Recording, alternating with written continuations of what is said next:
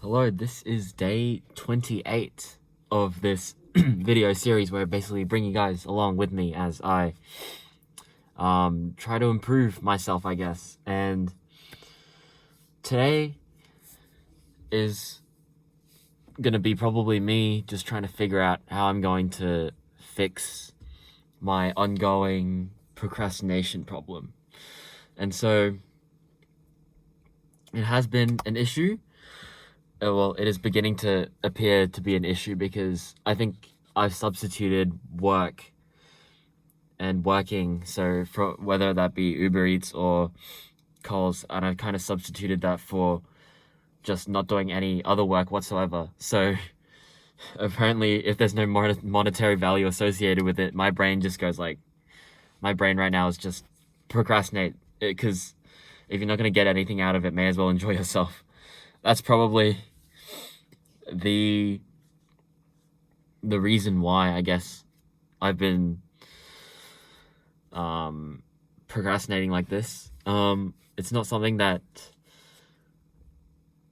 I particularly want to keep per se. I know I'm spiraling down into a pretty bad into some pretty bad habits. So this video, I guess, I'm gonna try to figure out how I'm gonna stop procrastinating and what I can do, I guess. So my problem kind of lies in the fact that I always seem to go back onto procrastinating, even though I know about procrastination and I've done basically as much research as any other person on procrastination and how to actually study effectively. Except I guess that switch hasn't been implemented in my brain, I guess. That's made it habitual to just, when I'm bored or when I don't have anything to do, to actually just go and study or do something productive.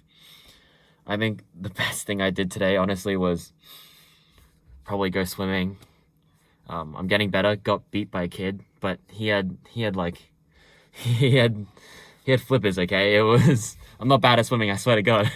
The guy just had flippers, and he probably trains that was my second time in the pool. Okay, so losing to a little kid is fine. That's what I'm gonna keep telling myself. But yeah, oh yeah, I also looked pretty good. This is gonna sound very narcissistic, but you walk out of the thing, you jump out of the pool after doing butterfly, which not many people know how to do, and then you walk into the change rooms, and then you see yourself in the mirror, and you go like, I kind of look good today, because obviously it's the I wasn't wearing a cap, and so my hair was all right, and just some narcissistic behavior there, but it's not a problem. I think it's not often that I have that sensation, I guess, and it's a good break from beating myself up over not being able to do anything productive. But yeah, that was a good point in my day, except procrastination wise, it wasn't so great. So I feel like I kept going back to, even though I know that I should make studying as frictionless as possible, and I literally have my books and my desk set up there, I just can't bring myself to sit on that desk. And so what I guess I should try doing is just to try sit on that desk first. I first sit there for a few minutes without even doing anything. But it's the fact that my mind can't, during the day, cannot go towards cannot shut down, so it's always active, so it's always searching for something to do, which means always reaching back towards my phone or going back onto Instagram or whatever I'm doing to procrastinate on a given day. It's mostly YouTube, and yeah, I'm not sure how I'm gonna break out of that habit yet. YouTube is even if I'm bored, I somehow still scroll through YouTube, as if trying to find a gold mine that will take me like that will mostly take time to find, but then when I find it, it's not going to take much time to watch. It's kind of like those memes where the guy, like when you're trying to find what next Netflix show to watch or what video to watch at breakfast or something, and then you end up just delaying your breakfast by like an hour. So yeah, I've kind of been having that content issue where I'm just kind of just searching, using a lot of my time searching for content, and that's not really good because I could be doing more productive things. I started what's it called? Like I kept looking, and then when I got bored of searching through YouTube, I kind of just went like, okay, let's go search for some anime to watch. And yeah, I don't even find anime like, the thing is, there's nothing to watch right now. The season's over, so like there's no new anime coming out that I can look forward to. And all the old series, I guess, I'm just not interested in. Like I start it and then I watch like 1 or 2 episodes and it's like, yeah, I don't really want to put in the effort, not the effort, but I'm not really interested enough to keep going. So like they aren't shows that like directly pull me in. So yeah, the fact that it's really confusing that I'm going to all these really just mundane things that don't even interest me anymore, but yet I still somehow value that over studying.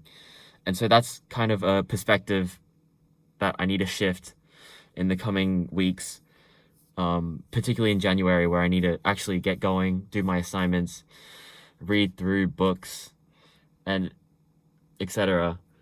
And prepare for the school start. That's when I need to fix all this stuff. And it is December 30th, and if anything, I've actually gotten worse over the past few weeks. So making money aside, if we just look at my academic study wise, it has gotten worse. Even though I may have made improvements, I guess, or tested myself in the social aspect of things with the party and the family gathering, but then and making money through company like Uber exploits to exploit their promotions. That was all fun and all, but at the end of the day, I'm a student first and whatever else second. So I need to focus up and focus on what's important. Like a little bit of YouTube is fine. I just need to keep it in.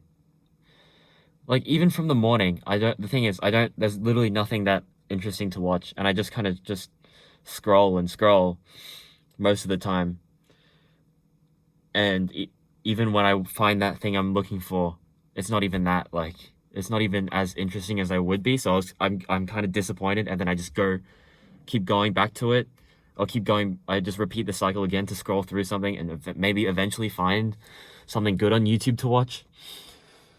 And that's a concern because there's 2 things that can happen. Is one, I go through the entire YouTube video list and I exhaust every single video out there, which is not really an ideal situation considering there's like billions and billions of hours worth of content out there for me to watch. So that's probably not a good possibility or a good option per se for me to take. But then there's the other one, which is probably the more preferable one, and it's that I get back on track and only go off my subscriptions and maybe a bit of news here and there, and then just stop it at that. Just cut it off, or cut it off completely. Not even open it for an entire day. I think that would be a really good challenge to take, actually, now that I'm thinking about it. So tomorrow is the 31st, the last day of the year, and what am I going to do for the last day of the year? Am I going to just sit around and do nothing like I did today? Except for swimming. Like, swimming was fun, and productive, because I did my daily exercise for the day. But apart from that, am I just gonna just sit around, procrastinate, do nothing? Or am I actually gonna get something done for once and be able to end the day with a video of me being like, yes, I did this. I went an entire day without clicking that play button on a YouTube video or that anime thing, because the new anime season doesn't start until like January 9. So like there's literally a week where there's literally no content for me to watch. So no excuse for me to shut off, I guess, and procrastinate, which I mean, it's so weird because when there was actually stuff coming out, I was being more productive. So that's kind of intuitive in that way, but I guess I have to look back and acknowledge that I am a flawed person and that I do not have, I guess, the immediate capability to flick a switch that just instantly makes me more productive. Like, I feel like a lot of my grade is. I'm lucky enough to be in a school where there's like a lot more smarter, better, more talented people that do a lot more than I have and and also from people that have walked the path before me, so my seniors, that I can ask for help and such. So we all kind of bring each other up, and I'm lucky to be tugged along by them. Like, they're in front and then they're just pulling the rope that I'm holding on to as I'm dragging them down. But that's probably not a good way of thinking about it, but that's how I kind of feel sometimes, because I feel like I'm not masochistic, but like thinking about it in that way helps me visualize that there's a lot more improvement in me. Because I guess if we're gonna go in deeper to the real essence of things, then I guess I think it's somehow related to the psychological phenomena of hedonic treadmill, where you always get used to the standards that you achieve, so then you can never get satisfied. So as soon as you get this one thing that you're aiming for, instead of being able to truly appreciate it, you just go into looking for the next thing, which is like, so it basically focuses on the intent, the human nature, that to never be able to be fully satisfied. And so, well, that was a good survival instinct. Nowadays it's not really I guess I need to, like, while that trait was a good thing for humans to survive in the past, and nowadays it's kind of like, not a nuisance, but it could be toned down a bit. Like, at least like be little bit happy that you got this or that or whatever. Again, this doesn't make sense. But the point of what I was trying to say was that there are people that get better grades than me. There are people that, there's this guy in year 12 that has made way more money investing than me. There are people that, physically, like gym wise and sports wise, like fit wise, there are people that are better than me in that aspect. And basically in all other aspects, there are people around me that I'm still inferior to. And so I realized that in a lot of those areas, I'm actually ahead of the average, but I don't know. I don't want to settle for that average. And so that's why I really need to get back on track with my studying habits. And yeah, I guess that's one way to conclude a video. A bit of a late night philosophical talk that this has divulged into. I didn't really mean for it to turn out this way, but no script today, nothing to really go off of. I kind of just went on, and not to just get this video out of the way, but I wanted to really confront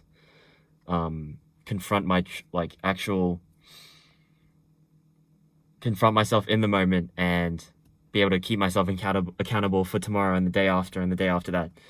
And so I'm not going to break this video streak that I have going on, that I've been keeping up. So yeah, sorry if this video was a bit of a long one, a bit of a ramble, but yeah, that's about all I have to say, honestly. We'll see how I go tomorrow. now that I think about it, going a whole day without YouTube, I think I can do that tomorrow. And obviously I saw the psychology thing where when you at night you have the tendency to think big things because there's no restriction, so you don't think of all the barriers to entry that doing that thing would be. So that's why in the morning you can never follow through. But we'll see. I'm gonna say right now, tomorrow, I'm not gonna touch YouTube. Not gonna touch it at all. So that is my goal for tomorrow. If I can just complete that, I will honestly be ecstatic about myself, and that is something to definitely celebrate. So you got to celebrate the small wins when you have them.